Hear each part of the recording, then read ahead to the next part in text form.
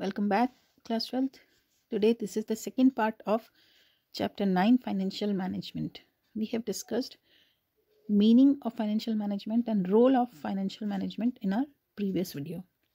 Let us recall the meaning of financial management. It is concerned with acquisition, utilization, and distribution.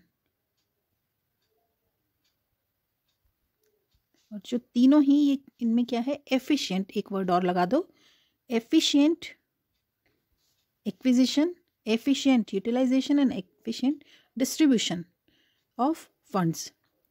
So basically, with financial management is concerned with flow of funds, efficient acquisition of funds, efficient utilization of funds, and efficient distribution of funds. Now let us discuss objectives of financial management. Its primary and main objective is to maximize shareholders' wealth. Okay, here two approaches you might have listened to maximize profit. Maximize profit. But here you have to be very clear in the reference of objectives of financial management. Financial management का objective कभी भी to maximize profit करना नहीं हो सकता, because ये एक बहुत ही narrow approach है. इसकी बजाय इसका जो मेन ऑब्जेक्टिव होता है to maximize share holders wealth.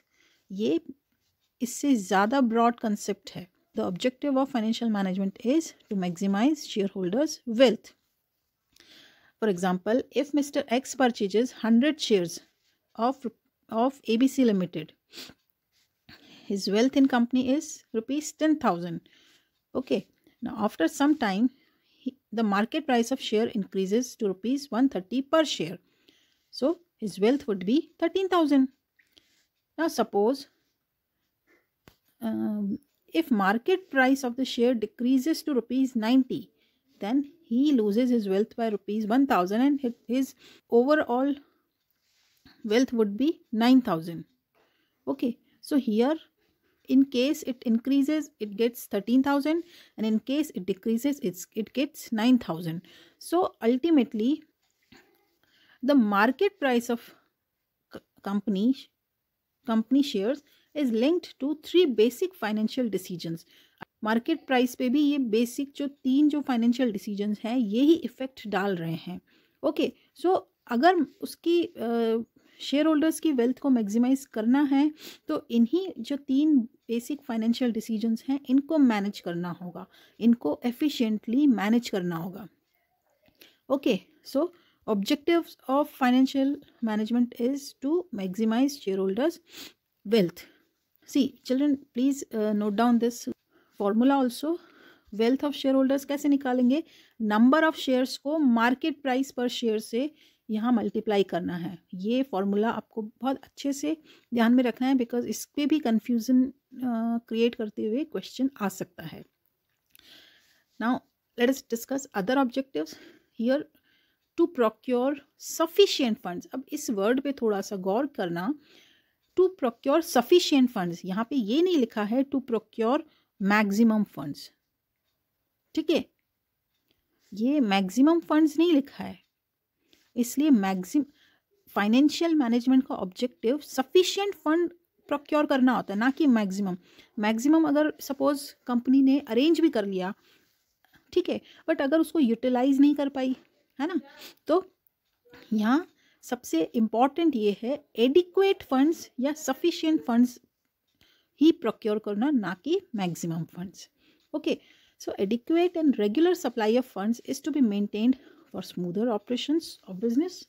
So this is another objective. Then जब प्रोक्योर कर लिए फंड्स को तो उनको इफेक्टिव यूटिलाइजेशन करना, to ensure effective utilization of funds. Then जो फंड्स प्रोक्योर किए हैं और यूटिलाइज किए हैं तो उनकी सेफ्टी भी बहुत ज़्यादा इम्पॉर्टेंट है.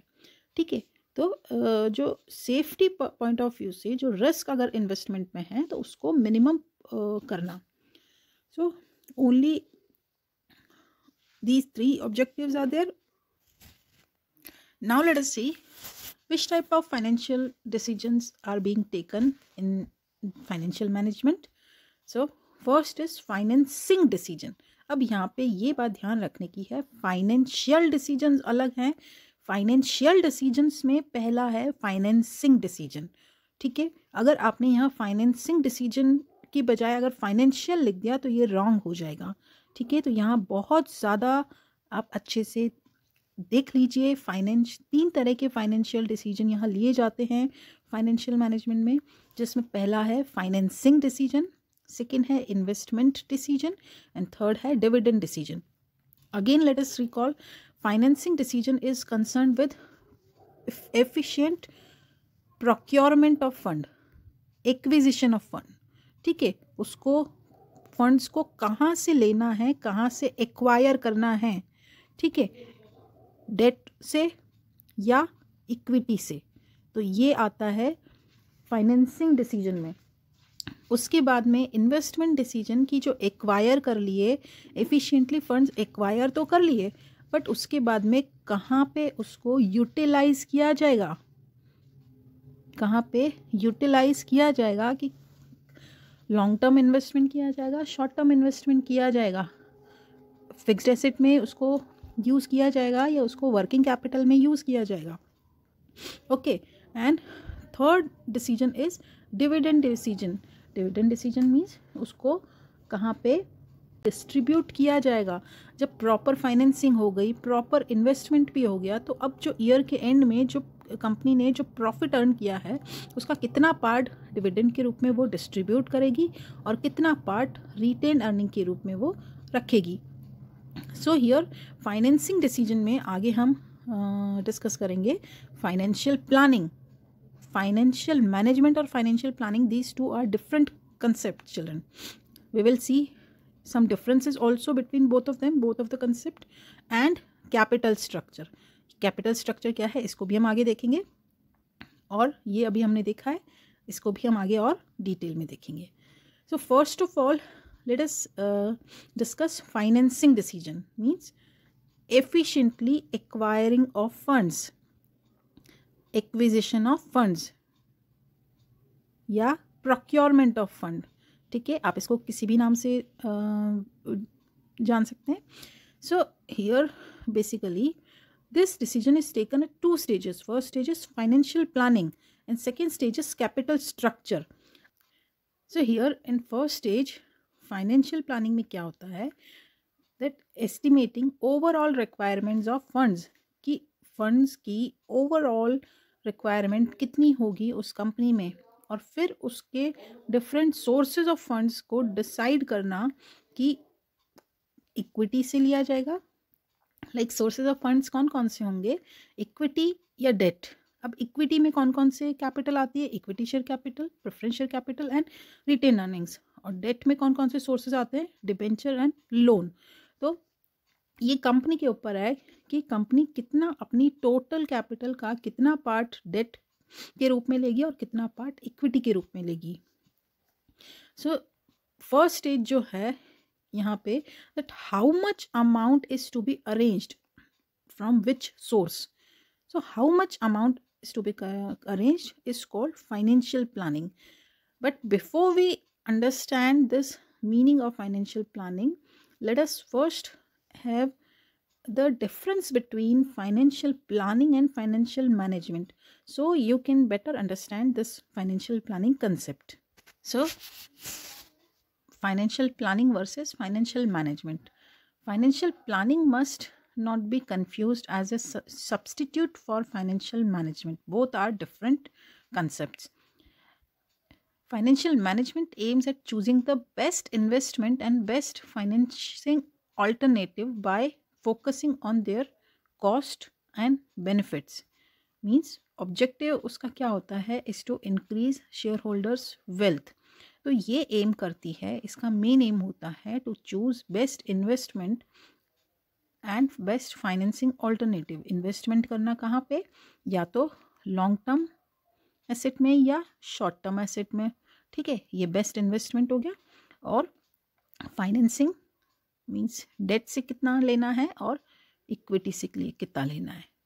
ठीक है, बट अब फाइनेंशियल प्लानिंग का एम क्या है? It aims at smooth operations by focusing on fund requirements and their availability in the light of financial decision.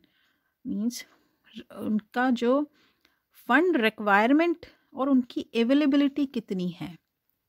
Okay, for example if a capital budgeting decision is taken, capital budgeting decision आगे हम देखेंगे। Investment decision में ये capital budgeting क्या है? जो decisions long term asset okay या fixed asset के लिए जो डिसीजंस लिए जाते हैं कि कितना परसेंट जो अमाउंट है जो वो लॉन्ग टर्म एसेट परचेज करने में स्पेंड की जाएगी, तो ये होते हैं capital budgeting decision. So suppose if A capital budgeting decision is taken, then financial planning enables the management to foresee the quantum, means quantity, and timing of the fund requirement, कि कितनी quantity और किस time पे required है।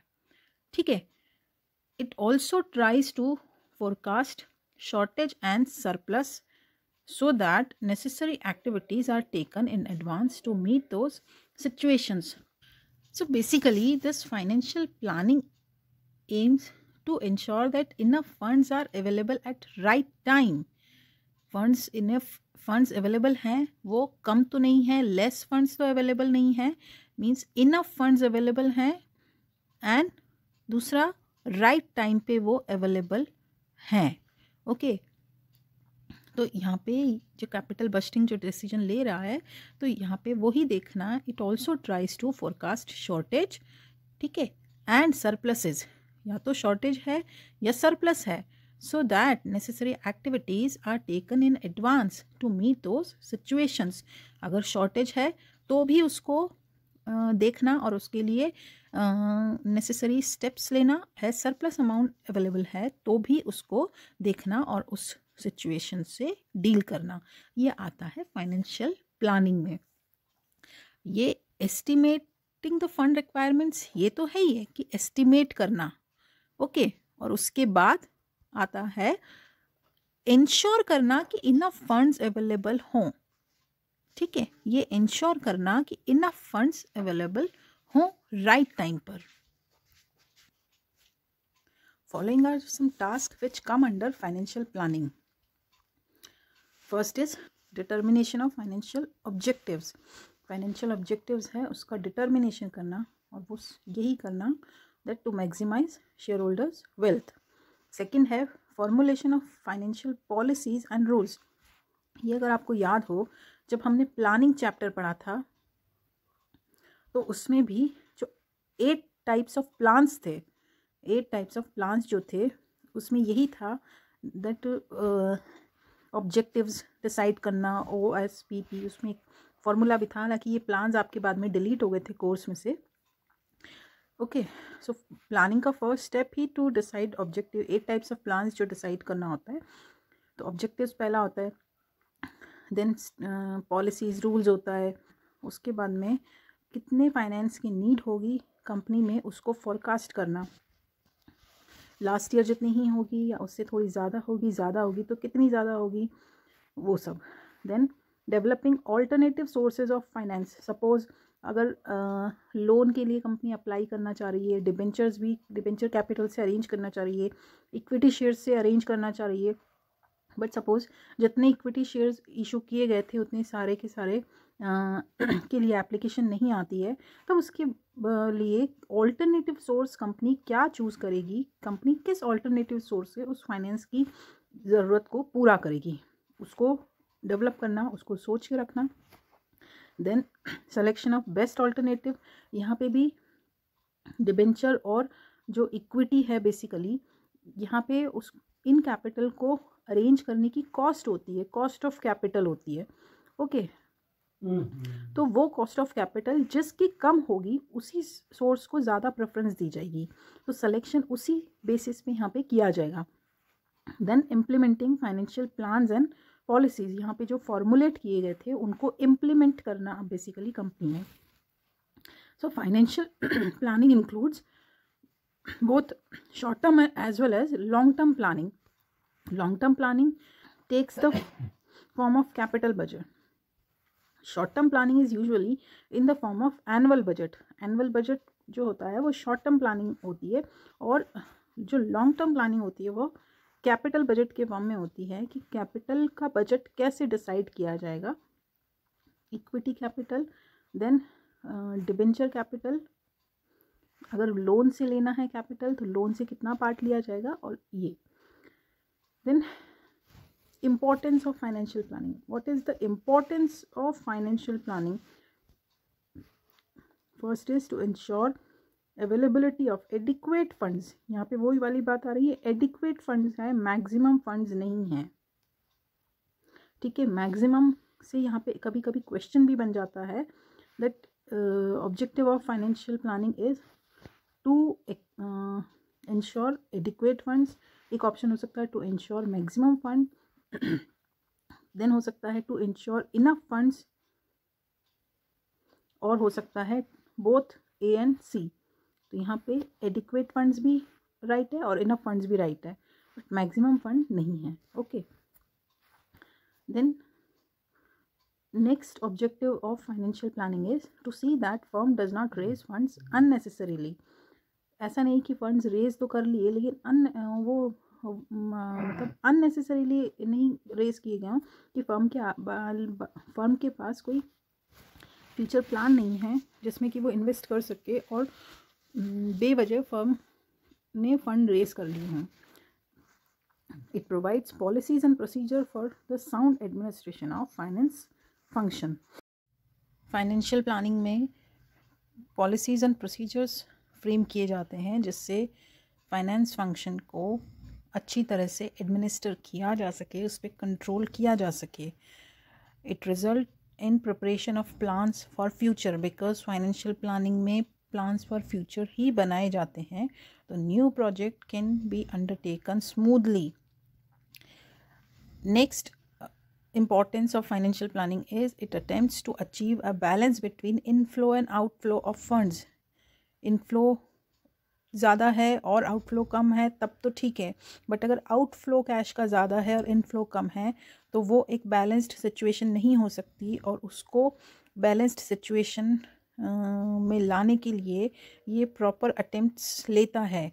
Adequate liquidity is insured through out the year. Firm में liquidity होना भी बहुत ज़रूरी है, तो वो भी एडिक्वेट हो, मैक्सिमम ना हो. फाइनेंशियल प्लानिंग आ गया, इट मीन्स एक वर्ड और जुड़ गया, आपको एडिक्वेट ध्यान में रखना है, आपको मैक्सिमम ध्यान में नहीं रखना है. Okay, because this word is the key word in financial planning. And last objective is it serves as basis of financial control. The management attempts to ensure utilization of funds in tune with financial plan. उसको utilize तभी कर पाएगा जब उसकी proper planning की जाएगी. And now this first stage of financing function, financial planning, is over. The second stage of financing decision we will discuss in our next video. Till then, goodbye. Stay safe.